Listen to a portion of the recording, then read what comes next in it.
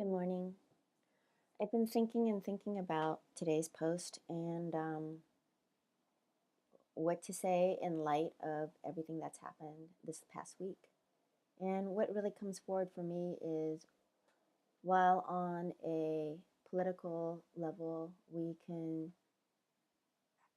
put our grassroots efforts together to change NRA laws, gun laws, and so forth. As an individual, as a person, as a mother, as a teacher, as a human being, one of the things I thought we could do collectively is to really shift the way we hold grief and loss and to remove the stigma around being able to talk about it. I think collectively this week there has been so many blogs, so much news in the media, so much love and prayer sent to the families of those who've passed. But what if we continue the conversation beyond today? What if we continue the conversation so 6 months from now, while sitting at a dinner table, we can turn to that next person and ask them if they've been affected by any recent loss and what does it feel like for them and what steps have they taken towards their own healing.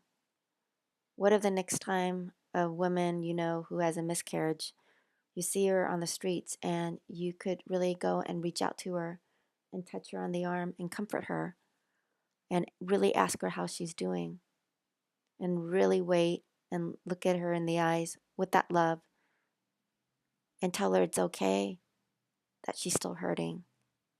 What would it look like if you were able to really hold that space for someone who've lost their beloved animal companion?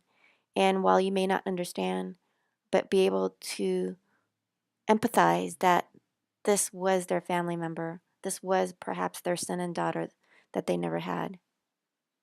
What if a year from now you're able to sit next to a complete stranger who's grieving and crying, and you're able to go up and put your arm around them and not say anything and be comfortable in that and just holding that sacred space? What if, what if, what if? What if we all began to just have that dialogue about death and dying? What if each one of us feel like we have that safe place where we could talk, really talk when we're feeling down? So that is my collective wish for all of us, and that is my one thing I'm going to embrace in doing every day more than I already do now from here on out. And I invite you to join me. So instead of writing on Facebook um, about the grieving families in Sandy Hook, take a look inward at your own grief and see if there's anything that needs to be healed. And what personal part will you take in your own healing and the collective healing of the world in this year to come? Yeah, I would love to hear from you.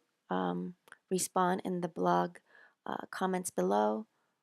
Also, include some tips in today's blog post and how you can begin to practice including more grief and more loss into your daily life. Thank you for listening and being here and being you. Till 2013.